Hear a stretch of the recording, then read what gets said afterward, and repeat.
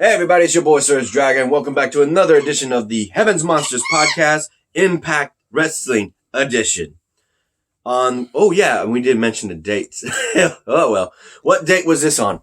For Raw, for Impact. Let's go back. Impact. We can't mention that. We could just mention Impact. Go ahead. Yeah. Impact was on December 10th, if I'm not mistaken. December 10th. So we're doing December 10th of Impact Wrestling. Go ahead, Mikey. Hold on. Do the shots real quick. All right.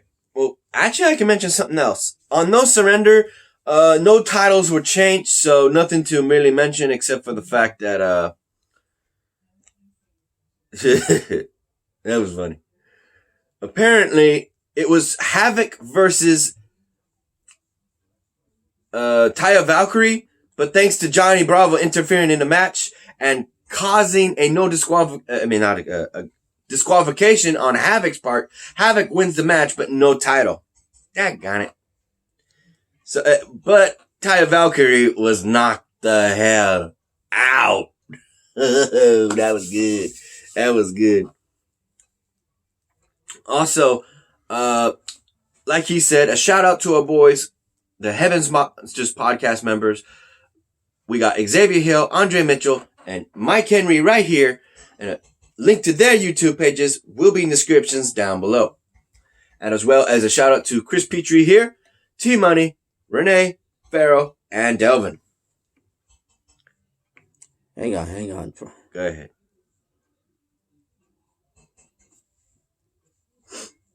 Let me get my drink over here.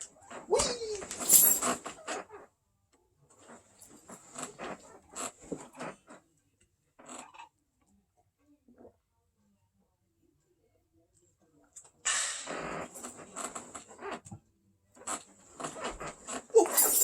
Having a hard time looking for it? I got it. Hold on. All right, there we go. Fine. You out of breath?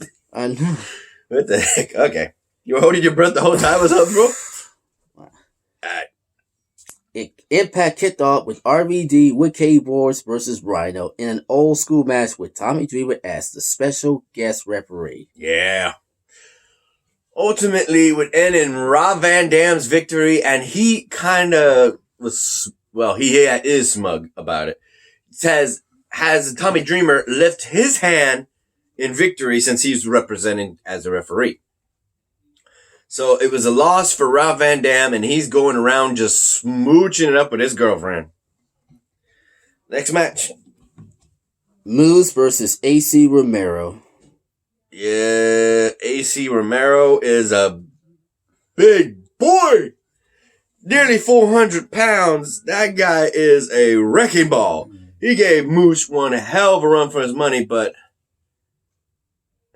who won that match? Moose. Yeah, That's what I thought. I hate Moose. I know. Big future for this kid. No duh about it. No doubt. But dang, man, Moose got to cheat. Shoot. That sucks. He had to cheat. He had to get the referee, if I'm correct. And the referee didn't see him cheating. Next match. Let's up a segment where Father James Mitchell assures Susie that he is the only one she can trust. But she is drawn to the news that Jessica Habit used to hang her, but James diverts her attention away. For those who don't know, a noose is basically like hangman. Yeah. Yeah, the thing that was hanging her up. When she touched it, she was getting flashbacks of her former life as Sue Young, the undead bride. So Father James Mitchell doesn't want that version of her to come back. But Rosemary does. He says, don't trust the woman with the smile, big smile. Don't trust her. Like always, don't trust anybody. Yeah, but he doesn't want her coming back. Next. Gabby Loran backstage interviews the unbreakable Michael Elgin. Michael Elgin says a few words where he is definitely looking for seeing the new talent and of some of the faces that he hasn't fought, like Eddie Edwards. He would definitely want the unfinished business with Michael Elgin and so many others first times, including Madman Fulton and all this, until Rob Van Dam and his girlfriend smooching still smooching like nobody's watching, lay on the couch, and they're like, hello? Can you take this somewhere else? Oh, okay. And he's like, are you recording? And actually goes and says that he doesn't mind the fact that Brian Cage has even used some of his moves. And that's just messed up how he says that. At least I didn't. Him losing to a girl, I have nothing to do with that. He even goes so far as to mention, dude, ever heard of anger management? Rob Van Dam versus Brian Cage. Ooh, yeah, that's going to be a thing. It's not the same RBD I remember. Next, Mikey. Ra Singh versus Falaba. If I'm correct, they cheated, didn't they? Actually, Falaba won. Yay! And then after that, the whole Desert Squad opened up a can of whoop ass until they get beaten by TJP. Damn TJP. Next. Well, TJP was in Major League Wrestling. Next. Joey Rum is summoned to Wrestler's Court by Johnny Swinger over his gimmick. Dreamer sentenced Joey to a match against Ace Romero this coming Tuesday, the 17th. Yeah, what the hell was that about? Wrestler's Court? Yeah, it was in the men's restroom. Where the hell is this? Wrestler's Court. And then they had it in the halls. Oh my God. That waiting area. What the hell? Wrestler's Court? And then they were just looking at stuff. He's mentioning stuff from the 90s. I'm like, this ain't the 90s. You freaking 20 years, 30 years in the past. What the hell? Where's your age, bro? And oh my God, even Kiera Hogan mentioned that his mustache was terrible. But Madison Rain was going on about that the locker room being the locker room. Leader of the locker room. No, she ain't. Saying that after he arrived, after he first came, everything was getting worse. No, it wasn't. Well, he was minding his own damn business. That was a lie. And he ended up losing the court. He's like, and the reason why he's fighting, what's his name? You Joey Ryan? Or is it No, who's he going to fight? AC Romero. Yeah, the big guy who lost to Moose. The only reason why he's going to fight him because he came in during that stuff. I'm like, what? So, that's going to be interesting. Next. The number one contenders tag team open challenge between the Rascals, OBE, and the Rascals versus OBE versus Reno Scum, Luster, and Rich Swann and Willie Mack. This match would go back and forth, in which case one moment is all it takes, ladies and gentlemen. One move they've done so many times could end up bad. Case in point, when Willie Mack jumped over the ropes and landed on the crowd, he actually injured his knee, and it was Rich Swann all by himself. And Rich Swann still won! But the question is, what's the status of Willie Mack? Yeah, if they got a tag team match, if Willie Mack can't compete, if he doesn't find another partner. He got find a replacement because Willie Mack couldn't get out. He couldn't play any weight. Yep. That's another thing. I'm just hoping Willie Mack recovers as soon as possible. That's another thing. The what do you call it? Impact Plus? Impact Plus, that's what you call it. Yeah. Pay-per-view called No Surrender. That's where Taya Valkyrie was knocked out and technically lost by disqualification by Havoc. But in that pay-per-view, it was in Ohio. Ohio. Thank you. You know, OVE's place, Ohio versus everything. Yeah, their place. So everybody was cheering for OVE the entire time. They want Sami Callihan. No. The man. Madman Fulton. The Chris Brothers and, of course, Sami Zayn. All of them won their matches. All of them won their matches. In their hometown. And it was for the title on the line between Rick Swann and OVE, a rivalry renewed, but ultimately put down, thanks to the fact that OVE interfered and Rick Swann lost the match. Everybody was cheering for them at the end. You don't see that on an everyday basis. Only in Ohio. Ohio versus everything. Next. After the match, the North are seen looking on from high above the ring. Josh Alexander wants to blindside Swann while he's valuable, but Ethan Page persuade him to do things his way instead. Yep, because they're going to have the match and they're going to win. Next, you mentioned... They said.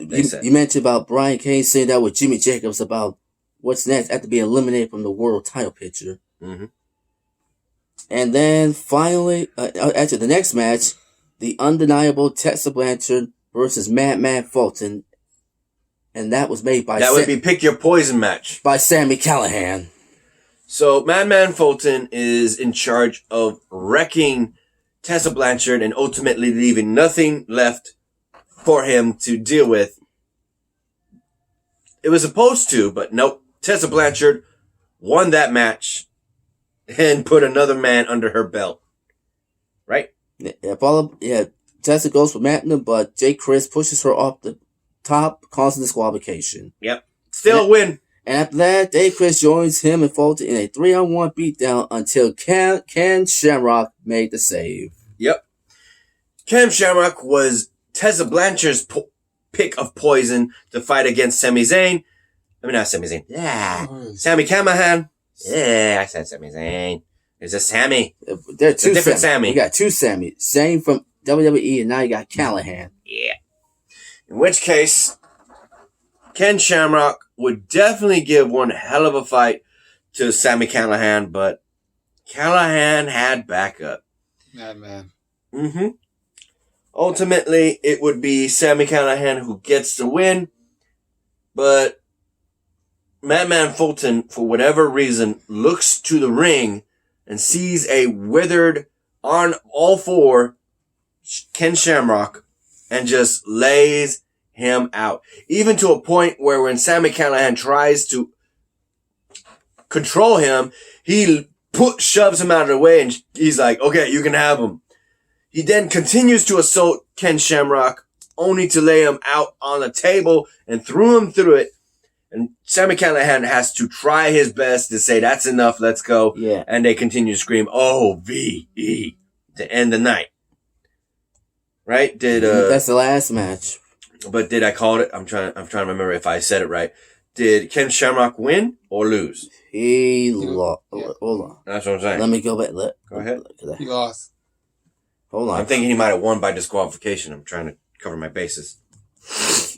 Or did he? The winner was Sami Callihan, defeated Ken Shamrock by referee stoppage. Oh, okay. Because Ken Shamrock was unconscious.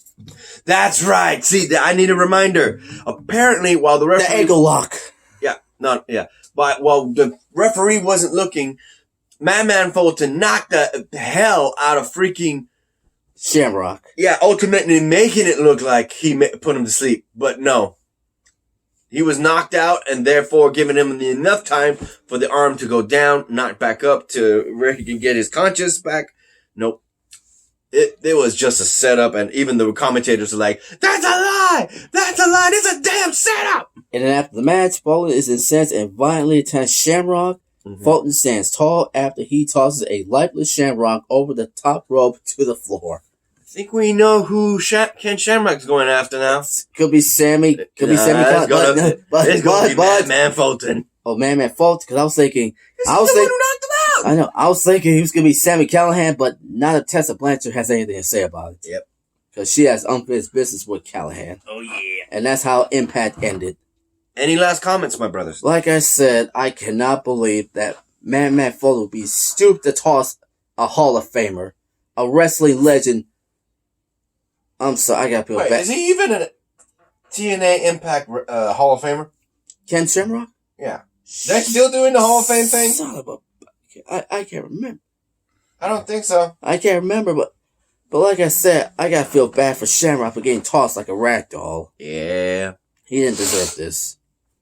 With that said, ladies and gentlemen, you like this video, give it a thumbs up. You didn't? Give it a thumbs down. Hit that subscribe button you like the content, and hit that notification bell for the next Heaven Monsters podcast. I'm SergDragon. This is Chris Petrie, and this is Mike Henry. We'll see you next time. AEW coming up. Yep. You okay?